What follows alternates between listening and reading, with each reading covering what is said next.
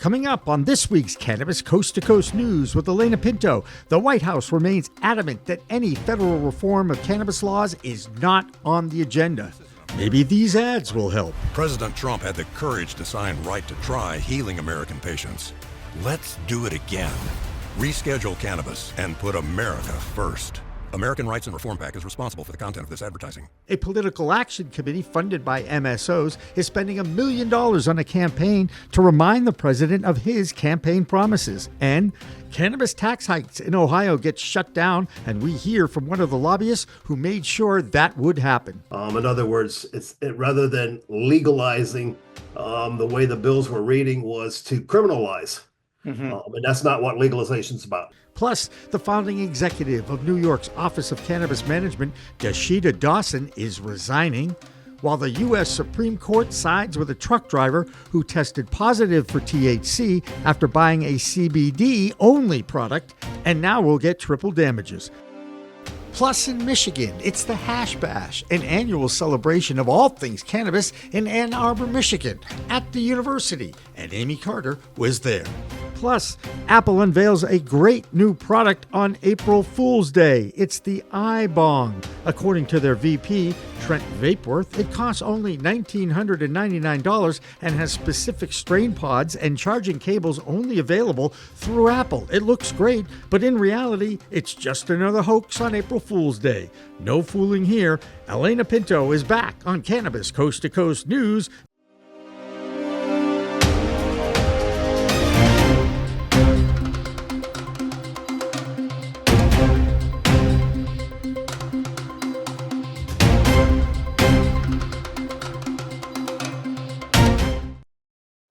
I am Kimmie Cannabis with Cannabis Coast to Coast News, and it is International Women's Month.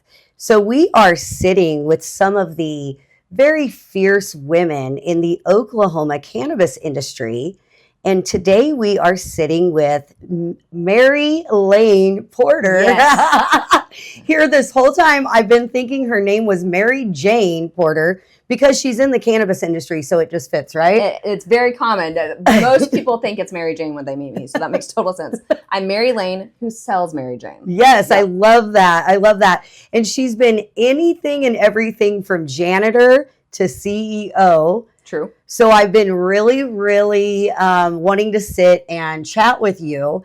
I see you online all the time, and you have a plethora of knowledge in all different types of ways. I mean, like I really do. You. I really do like follow you because I know that what you put out there is solid. Oh, thank you. And if you're going to put anything out there, like, you know, to correct someone of what you know or something, I know that you're a solid resource. Right, like I'm looking for it. Yes. Like I'm actually researching the information. Yes, so I appreciate you're one of those ones that does more research than me, so I rely on you. No, no I'm just playing.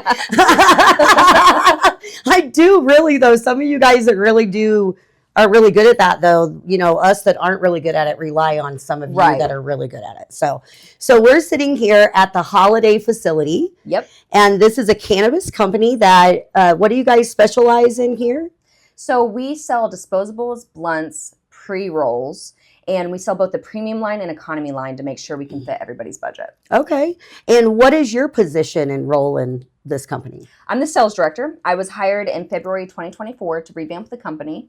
The company had been through lots of ups and downs, as is very usual in Oklahoma cannabis industries. So they decided to bring me on at the beginning of last year so that we can get Holiday on the right track. So our goal was to come out right off the gate to make sure we're selling medicinal products for people that are often missed in the industry. Our brand words are clean, relaxed, educational, and mature. Yes. And the whole goal for that is because while a lot of people advertise to the 20-somethings, and there's a point to that. There's definitely a whole market for that. And they advertise to getting the highest THC for the lowest cost possible. And again, there's a whole point to that. There's a whole market for that.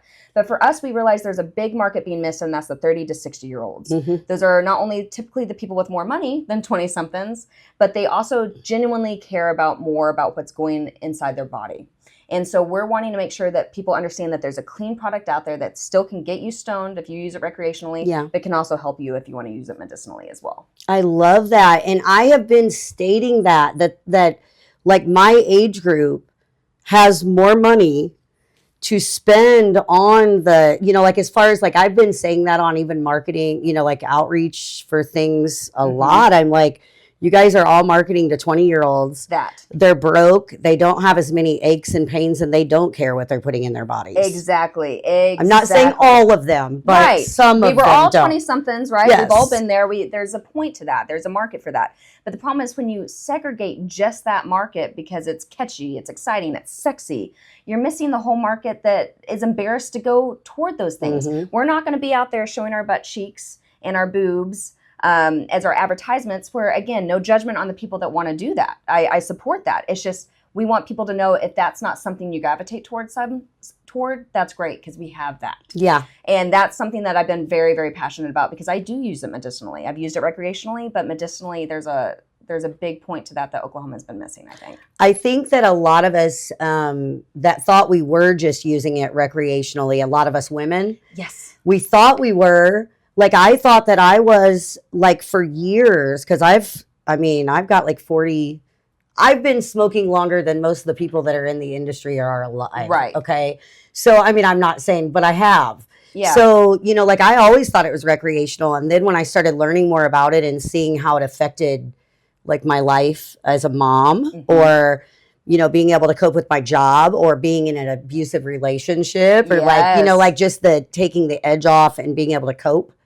And then I realized how much medicine it really was for me over the years. Exactly. But I always did like the feeling, like as well. So right. And you said you have ADHD, right? Yes. And so did you know that if you're not medicated appropriately or given the proper practices when you're younger with ADHD, those people are more likely to self-medicate as they get older? There's a lot of studies that have come out about that recently. Yeah. And so it makes total sense. I also have ADHD. I have OCD. I also have some depressive and anxiety disorders, and weed was the only thing that I could rely on that wasn't going to give me these nasty side effects that the antidepressants and anti-anxiety medicines and mood stabilizers tend to give. Yeah. And so there is a whole lot of us that just haven't been marketed toward. And so we wanted to make sure we slipped in there. Now, Oklahoma's tough. Yes. Oklahoma's very tough because you have so many dispensaries that think they need to cater toward the 20-somethings or to the highest THC with the lowest cost possible. So as much as I want to have a solely CBD product out there, or a high CBD with a THC enhancer product, which is what I'm most passionate about, those don't sell. So how do we sell to the market where it currently is and also gear it toward where we want it to be? And that's where we've been trying to step in. Yeah. And, they hire a badass woman to do that. Hey. Maybe. I'm just saying. I always like to see some of these companies out here. They really do, like, to achieve the best success.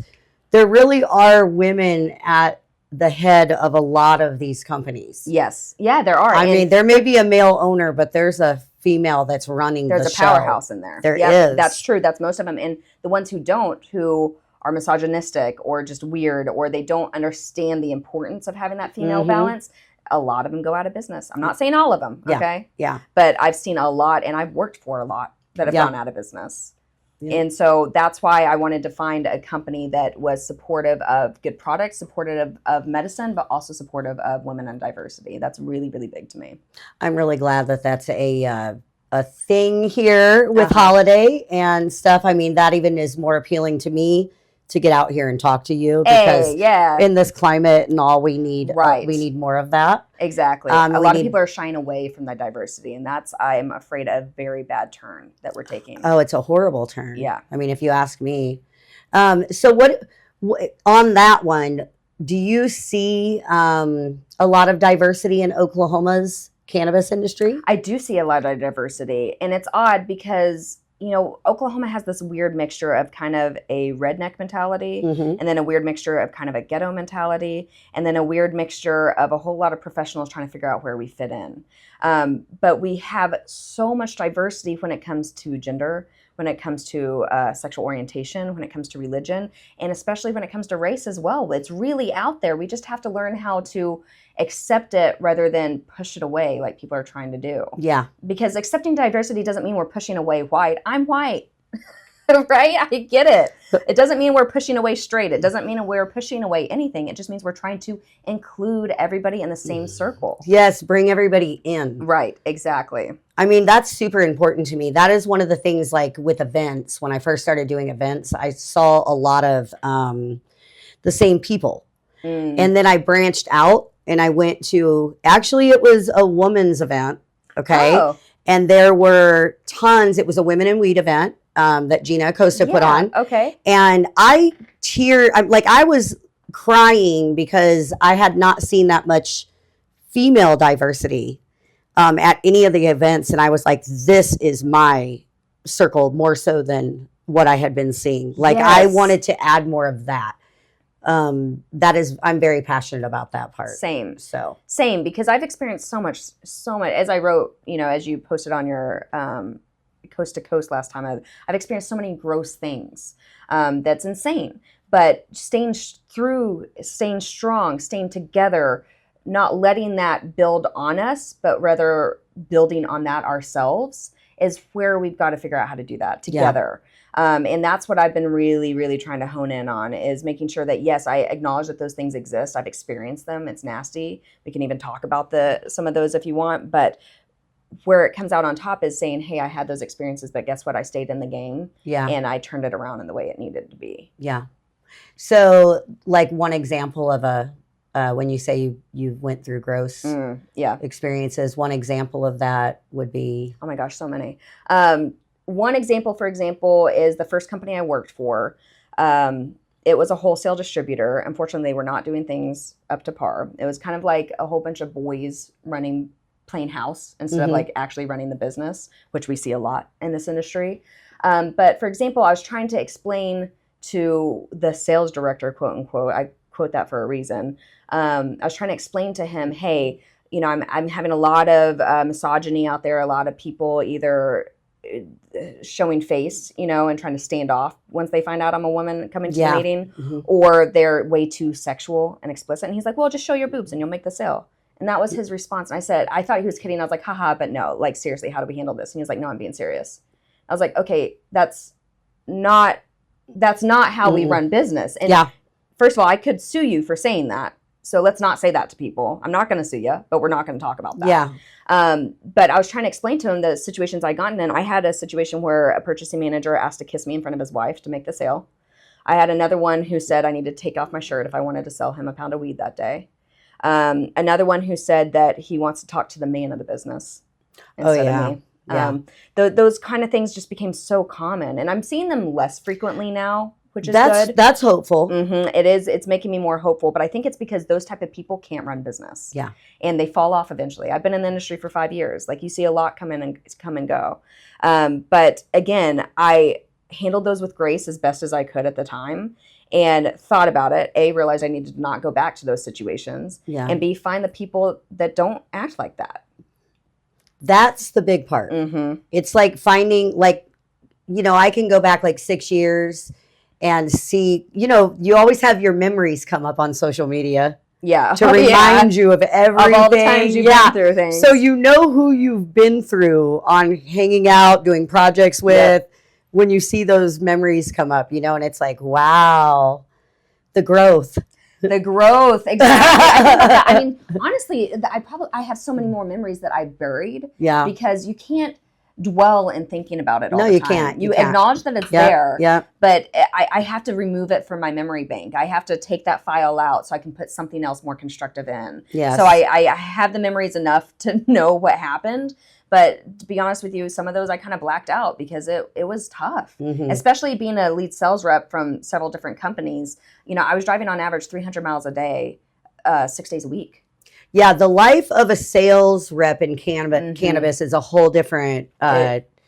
It's a life. It is. It's a lifestyle. Oh gosh, it is. I mean, the way you learn about driving. Honestly, it kind of gave me PTSD from driving that much because I saw so many accidents happen all day, every day. And so it was constantly putting me on edge of driving and be like, oh, over there. Okay. The semi, no, we're okay. Yeah. And so it created a kind of a personal dichotomy for me, to be honest with you. No pun intended, it drove me insane. Yeah. Because that's a lot. And so you have to, you have to have your snacks ready. You have to know where the cheap gas is. You have to know how long this distance takes to that distance, barring traffic or the construction or the wrecks along the road. And it is a different and world. being a woman on the road by yourself too, and going into places, going into dispensaries and not knowing who you're coming across. Yep. That's a whole nother scary in itself too. It is. It's a whole level of lessons you have to learn. Yeah. Because I mean, when I started like, yeah, you want to meet at 10 p.m. on a Friday? Sure. Like, looking back on it, I'm thankful I'm alive. Yes. On some of these scenarios I put myself in, because at the time I was just thinking, make the sale, right? Yeah. But there's really a lot of different levels you need to think about in the process. And I'm just thankful that I've been trained in Muay Thai and Kyokushin karate, because luckily I didn't have to use that in karate, but there were quite a few times where I looked in a scenario and I was like, okay, this might really go south that way. And it's sad to say I didn't think about it before I arrived at 10 p.m. on a Friday to make the sale when they asked me to come. Yeah. But you have to learn where your boundaries are. And sometimes it takes trial and error to figure that out. Yeah. Unfortunately. Unfortunately. So as somebody that's been in almost or all facets of the industry here, do you enjoy the like sales, marketing, or like the marketing part of it better? What is your your favorite part? I love marketing. I love the creativity side of it. So I still go out there and drive. I don't drive 300 miles a day, thank goodness. There are 300 to 500 mile days occasionally now, but not every day. But I really like meeting people. I like sharing experiences with them. That's probably the thing I'm most passionate about, because I'm passionate about what cannabis could be in Oklahoma. Yes. We've taken it in this very nasty direction on all facets, but I'm passionate about how it could help people. For example, when I talk to somebody and their autistic adult child who is nonverbal and has a lot of triggers, having a high CBD with a very low THC, like I'm talking a 16 on 1, like very, very low THC, seeing what it does for their child and how it changes their life. I mean, it gives me goosebumps thinking about, or people who I know that are opiate addicts, as we all know, having rosin instead of heroin or opiates is huge. Like, we could literally transform the state, because we have a huge issue here with opiates. We have a huge issue here with people not getting the medicine they need. We have a huge mental and physical disability issue here. We have the largest incarceration rate for women and minorities. We could get rid of that if we allowed the people that are in there for weed to get out. We could transform the state, but we've done these very, very nasty things. And so I'm passionate about those conversations and learning what has helped you, because we don't have the decades of research that we need, that Big Pharma has, because they're required to do those drug trials. We only have word of mouth. So I love that part. And then I love the creativity side. Whenever you're mixing different strains and creating up with the new strain names, or working on the marketing, such as our sun, our moon, for the indica and sativa. It's just fun being able to add that extra oomph and not just being a road warrior all day, every day. Yes. And that does make it easier for people, like little things like that. That's a woman's touch. It is, right? Exactly. Like, I'm just gonna put my little kiss on it. Like, little sun means day, little moon needs night, indica, sativa, like to be able to look at your stuff and not have to worry about like the strain. You can just see a little visual, and it's right. I work like that. Same. Yeah. So that's great. A lot of us do. A lot of stoners do. Yes. We like the quick things that we can look at, have it, rely on it, move on. And that's what we're trying to help with. So a lot of businesses have been affected this year. They've done a lot of, or this last year. Oh my gosh. They did so many different rule changes, different like, we like kind of went down in half on almost all numbers. Like when I just did the numbers like 2 weeks ago. Oh, did you? Do on here, yeah. And so many of the businesses dropped. How many did you see licenses? There was like, okay, I'm going to have to look back at the numbers so that I get that right, but I do have the right, I do have the right number, okay, from February to February, is what I got it for. I know that the only one that didn't go was there's still 10 waste companies There are? Yeah, there was 10 last year and there's 10 this year. So that was the only one that didn't change. Everything else went down. But like drastically so. The grows, especially the grows. The grows went down a bunch. By at least 5,000. And the dispensaries, and then I even got like I got like all the stuff, the labs. Yeah, because in May 2022, I was looking at the numbers because I was talking to Senator Garvin at the time, who's no longer in office here in Oklahoma. At the time, I thought she was helping our industry. And we won't go into details about that. But I was talking to her about the statistics because in May 2022, Oklahoma had 12,000 cannabis licenses active for 367,000 patients. For a frame of reference, California had 3,300 for 24 million adults, plus a recreational market. So people could buy out of state. That's all. That difference it's incomprehensible. I think I averaged it out to where each dispensary in most areas had like a total of 42 patients a year. If you're going to average out how many people actually have cards in the area. That's just so hard to It's even insane. run a business that way. Exactly. So we needed numbers to go down, but unfortunately, the way they went about it, it cut a lot of good people out of the industry that didn't need to be cut out. When I was talking to Senator Garvin, I told her we needed to get the people out that already are doing things wrong, and everybody in the industry knows they're doing it wrong. What we don't need to do is cut out the mom and pops who put their life savings into this, and now they have to work at Walmart because they have no more life savings. That's terrible. Yeah, and they just had that American dream. Yeah, exactly, because there was no cap. The state did it, and that's what I was trying to explain to. I've been meeting at the Capitol with people in the past couple months. I've been trying to explain to them, like, at the end of the day, the state did this. They're the ones who did not create appropriate laws for it to start. So it started January 1st, 2019, because they didn't think it would pass in 2018.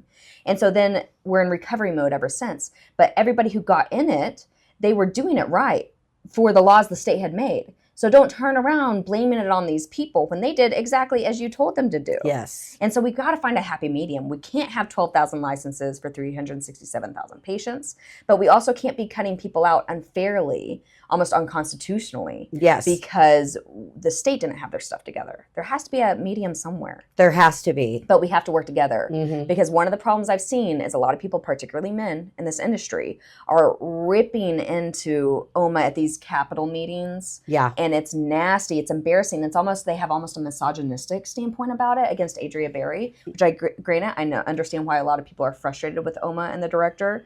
But you got to go about it a certain way, or else they won't work with you. Yeah. And that's, I think, also where the women touch comes in, is women are more natural communicators. Lean on us. Let us do this. We naturally have more of a way with words, and our brain naturally gravitates toward using our communication that way. So let's work together on this. And we usually know the people who surround us that are really good at those jobs and are willing just to let those people be those voices. Like I am somebody who is definitely a voice, but I'm not somebody that goes in and stays totally calm with the legislators. Yeah. So I'm not the one to send in the room with them because I'm going to get heated over something. You know, like, I mean, I'm not saying I wouldn't do it always. But I understand what you're saying. But I would, you know, like we delegate that good. There's like an ego fest with some of the other ones too.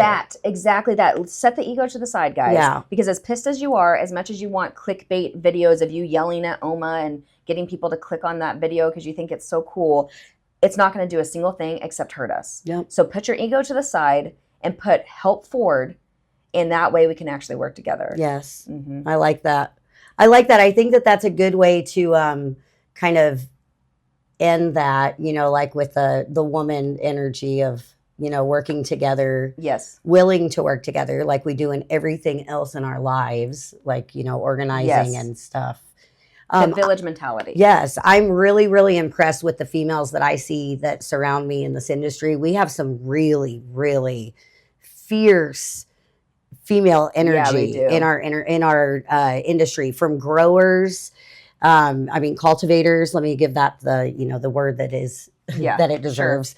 Sure. From, you know, just experts, from caregivers to mothers that are advocating for their autistic children. Yes, that. And for others, because we have a lot of really engaged mothers in our industry that aren't really in, you know, like they're patient advocates, I mean, we'll say, for their own patients. Yes. You know? And the thing is, we also have to work together. Yes. So us with the strong women energy, you know, we've all been pitted against each other so much in this cutthroat market that we have, the race to the bottom, the constant dumps on the street when businesses go out of business. But if we could all work together and start from there, at least women coming in a room and saying, okay, listen, I know we're all competitors here, but at the end of the day, we all have a similar goal. Let's figure out where our similarities are, work with that, and then celebrate the differences and move on. Because we have to work together too. Yes. And we could. I know we can. Yeah, we can. We between us with how many women we know in this industry, we could do some amazing things. Yeah. And we're going to. We are, yay. 420 is right around the corner. So I look forward to seeing what all you're up to. Yeah. With this amazing brand and all of, you know, them bringing you in and, you know, making them shine brighter in the Oklahoma area. Yes. We're trying to do stuff, like I said, have a product out there that speaks for itself, but also do more exciting things. Like we did the Halloween crawl. We created that last Halloween. Okay. So what we did is we took a party bus and we went to 5 different dispensaries that had our product. And then, you know, first come, first serve, and it was free. The product's not free, but the bus is free, and there's lots of giveaways, there's lots of deals. And so we're talking to a couple different brands about expanding that this year and doing more with that. And then, like I said, we really have been focusing on the live resins, the blunts, and the pre-rolls, and making sure that the product is where it needs to be as well. And so that's been big too. But the big thing is we like to collaborate. It takes a village. And the only people that are surviving in this market are those who can work together. Yes, it is.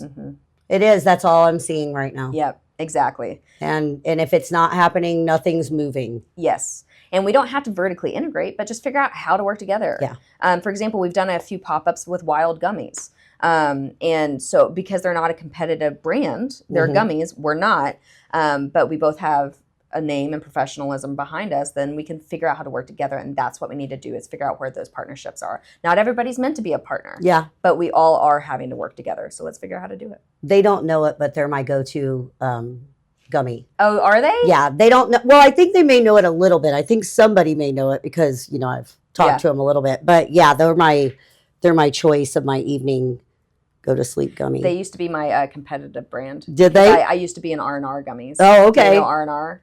No. Okay. No. Yeah, so they're a national brand. Okay. They've been in the business for 130 years because they were the La Paz candy. Okay. Yeah. So you know the original hard strawberry candies? That's them. Okay.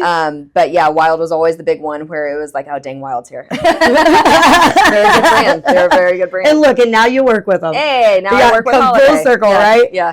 So, well, thank you very much for your input in this International Women's Month. Yay. Because I think it is very, very important for us to highlight some of the things we go through in cannabis, some of the badasses in the industry that are moving and shaking, and you are one of those. Oh, heck yeah, and so are you, Kim. So You're doing an amazing job. Thank you. And talking to all these women, I can't wait to hear your podcast. I'm excited. Yeah. So, but thank you. And thank you for joining us on Cannabis Coast to Coast News. We will see you next time. Have a good day. Peace, love, and all that good stuff.